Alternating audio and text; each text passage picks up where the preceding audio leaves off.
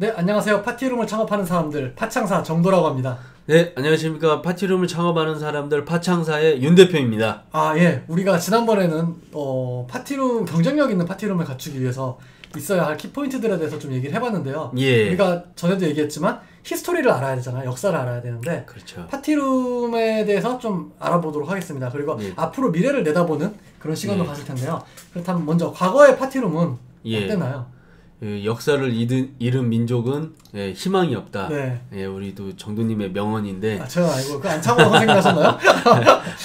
그래서 네. 이제 과거의 파티룸 우리가 보면 네. 과거에 연습실 많았거든요. 네. 뭐 노래 연습실, 그다음에 무용하는 거 해서 이제 뭐 춤 하는데 이제 연습실. 네. 지금도 이제 춤 연습실이 좀 있지만. 그쵸. 그래서 과거의 파티룸 연습실이라든지 뭐 펜션, 네. 뭐 MT 문화라든지 네. 뭐 이런 거 아니면 스터디룸, 지금 뭐 스터디 카페 많잖아요. 그쵸, 예. 예전에도 뭐 스터디룸이라든지 아니 커피숍에 이제 조그맣게 이제 딸려 있는 이벤트룸. 이벤트룸 네. 이런 거. 키즈 카페도 마찬가지고 이벤트룸이 있잖아요. 네, 그쵸. 그래서 이제 단순하게 공간만 임대하는 형태였습니다. 과거에는. 네. 이런 문화로. 그쵸. 저 회사들 워크숍 가도 그렇고 저도 뭐 전 직장에서 친한 분들끼리 막 MT도 가고 그랬는데 주로 그런 것들이 해당이 되겠네요. 공간을 딱 빌려주고 우리는 그쵸. 그 시간 동안 그 공간에서 놀 수 있는 네, 맞습니다. 그런 형태였다면은 네. 네. 이제 현재를 한번 볼까요? 네. 이제 현재 파티룸. 아. 이거 아마 좀 모르시는 분들 있어요. 아직도. 네. 이게 뭐 40, 50대 이상인 분들은 네. 브라이덜 샤워. 네. 브라이덜 샤워가 어떤 건가요? 모르겠어. 브라이 샤워 뭐 이런 건가요? 아, 이런 거 하면 안 되는데. 네, 죄송합니다. 방송사고다. 브라이덜 샤워 같은 경우는 이제 신부가 결혼하기 전에 네. 신부 친구들이 결혼하기 전에 이제 같이 축하하면서 이제 파티를 해주는 거. 아, 그쵸. 그거를 이제 브라이덜 샤워라고 하고요. 보통 브라이드 하면 신부잖아요. 그렇죠. 브라이드 하면 신부고 샤워는 뭐 이런 샤워가 아니라 소나기. 네, 소나기를 샤워라고 한다고 합니다. 네. 그래서 이제 이게 유럽 쪽의 어떤 문화였는데 이게 최근 몇 년 전부터 우리나라에 이제 오게 되면서 최근에는 20, 30대 분들에게 어떤 문화로 이제 하나의 문화로 자리 잡게 됐습니다. 그렇죠. 제 주변에도 뭐 학교 선배들이나 친구들 봐도 동기들 특히 여자분들은 이 결혼을 하게 되면은 항상 그 브라이덜 샤워를 찍어서 SNS에 올리더라고요. 네, 또 그러다 보니까 보여지는 게 또 중요해지는 그렇죠. 문화다 보니까 이런 수요는 계속적으로 SNS가 큰 것 같아요. 이런 수요를 만들어낸 데는. 특히 이제 그게 물론 이제 저희가 뭐 여러 가지 투자를 하는 데 있어서 아니면 창업하는 데 있어서 또 중요한 포인트가 어떤 거냐면 바로 사람들의 심리입니다. 대표님. 심리요? 그래서 이제 인문학, 인문학이 되게 이제 앞으로도 이제 계속 각광받고, 뭐 심리학 이런 부분이 되게 이제 두드러지는 게 사람들의 심리를 알아야 우리가 창업한다든지 돈이 어디로 흘러간다든지 고객이 어떤 걸 좋아한다든지 이런 걸 알 수 있거든요.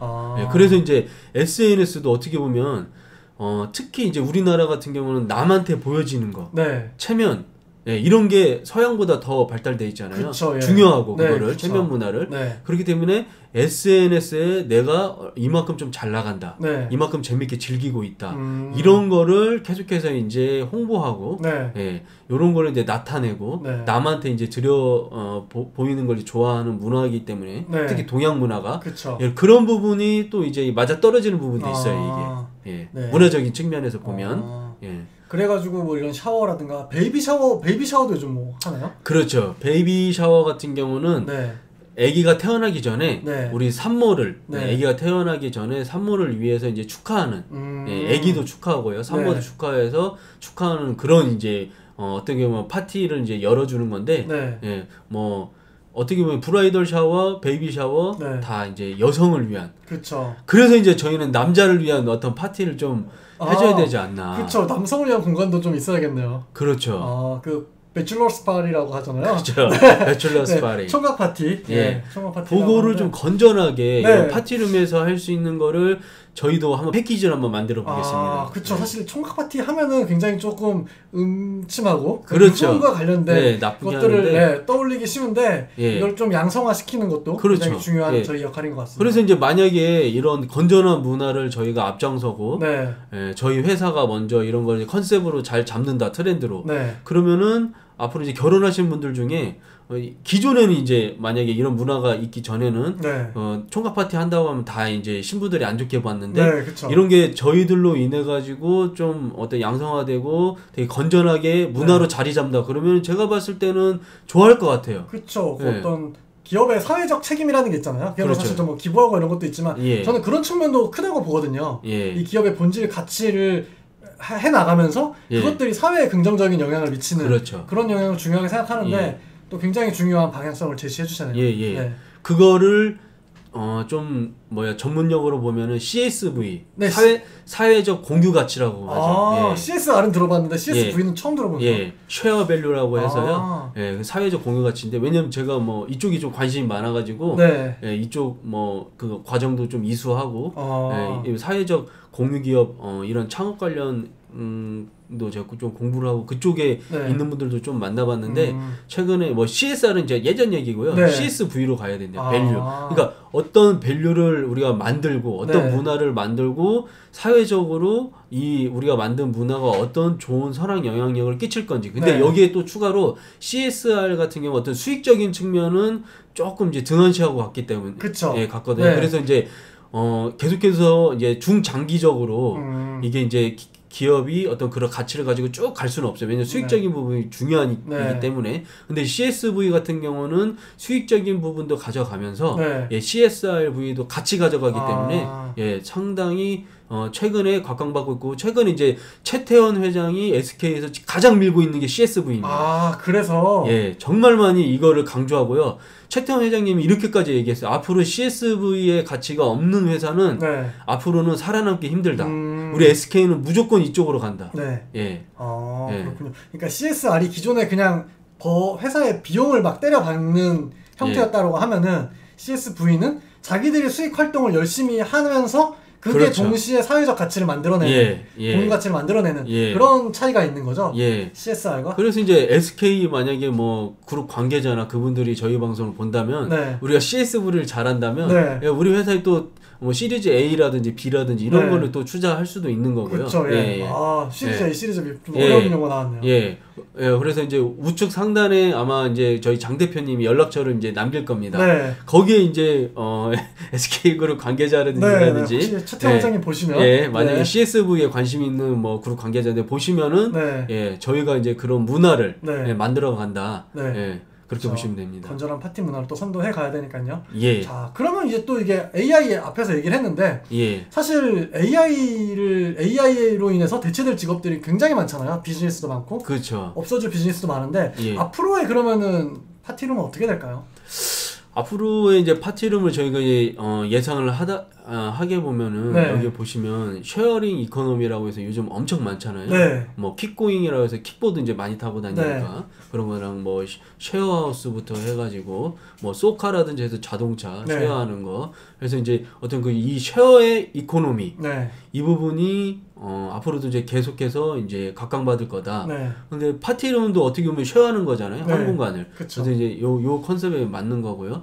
아까 저희가 이제 얘기한 것처럼 이 브라이덜 샤워 이것도 아직 20, 30대 문화에 완전 이제 완전 스며들었다 이렇게는 말씀드릴 수 없지만 앞으로도 계속해서 이런 브라이덜 샤워 특히 아까 얘기한 것처럼 SNS 동양의 어떤 남한테 이제 보여주는 거 체면 체면 이렇게 채우는 거 이런 부분도 여기에 이제 맞아 떨어지는 거고요.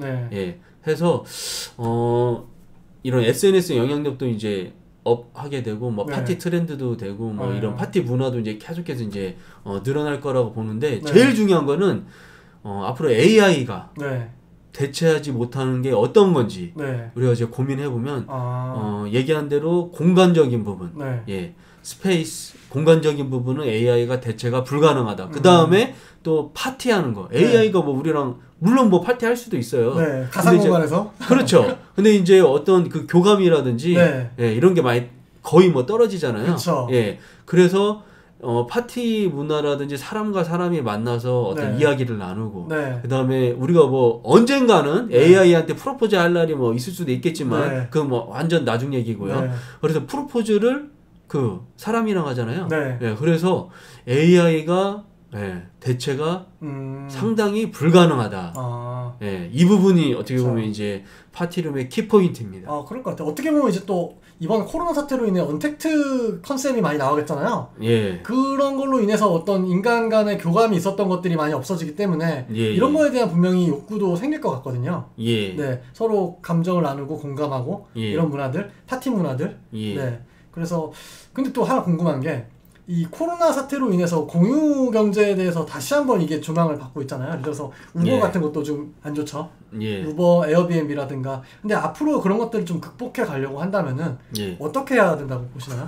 너무 어려운 질문을 갑자기 이 질문은 제가 봤을 때는 뭐 홍춘욱 박사라든지 뭐 그 애널리스트 뭐 한 30년 한 분 아니면 미래학자한테 던질 질문이거나 아니면 JTBC 뉴스룸에 나올 질문인데요.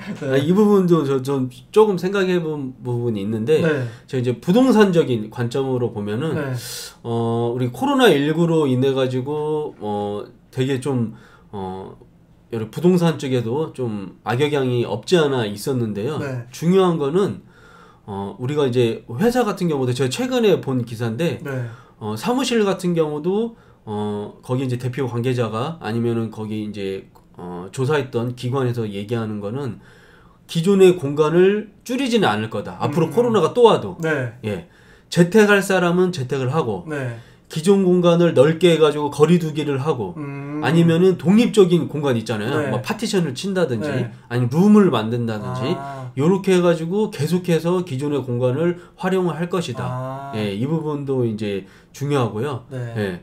그 다음에 저희 이제 파티룸에 이제 적용을 한다면 우리가 이제 제일 무서운 게 뭐냐면 코로나19 때 누가 확진자인지 몰라요. 그리고 무증상, 그쵸, 증상이 없어요. 그리고 어디 왔다 갔는데 거짓말하고 나중에 이제 걸리게 되고요. 그게 이제 제일 무섭지 않습니까? 그래서 불특정 다수를 만난다는 게 제일 무서운데 자, 파티룸 한번 보시죠. 파티룸 안에는 우리가 불특정 다수 만나나요? 아니죠. 친한 사람들, 가족들 만나잖아요. 그래서 오히려 코로나19로 인해 가지고 이 파티룸의 매출을 보면은 이제 크게 안 떨어진 부분이 있어요. 뭐 한강뷰가 잘 나오는데 역세권이라든지 아니면 방역 이런 부분을 잘한다든지. 그래서 저희도 이제 그 부분에 철저히 할 거고요. 그래서 이제 오히려 코로나19로 인해 가지고 독립된 공간, 나만 아는 사람 아니면 소수들, 우리끼리 이제 왜냐면은 파티라든지 브라이덜 샤워라든지 안 할 수는 없어요. 근데 해야 되는데 되게 위험해요. 누가 확진자가 왔다 갔는지 모르고. 그렇기 때문에 이런 그 파티룸의 독립적인 공간은 앞으로도 이제 잠재적인 수요가 계속 있을 거고 이거를 방역 시스템이랑 잘 우리가 극복해 간다면은 충분히 이것도 이제 기회 요인이 될 수 있다고 봅니다. 오히려 방역에 강한 공간을 확보하기 위해서 필요한 공간을 더 넓어질 거란 말씀이시죠? 그렇죠. 그러면은 저희는 이제 컨셉이 22평에 방이 3개지 않습니까? 만약에 방이 없는 데랑 저희랑 어딜 갈까요? 방이 3개나 있는데. 독립적인 공간이. 그럼 방이 있는 데를 가겠죠. 그렇죠. 그렇군요. 네, 우리 이렇게 파티룸의 과거, 현재, 앞으로 미래까지 좀 예상을 해봤는데, 근데 이거 아무리 얘기하면 뭐합니까? 저희가 돈을 벌어야 되잖아요. 그렇죠. 돈을 벌어야 되는데, 저희랑 함께 하시는 사업주분들이 돈을 벌려면은 수익률이나 이런 부분들을 궁금해 하실 텐데, 이것들을 저희가 여기서 얘기하고 싶지만, 다음 시간에 한번 또 얘기를 해보겠습니다. 네, 감사합니다. 감사합니다. 네.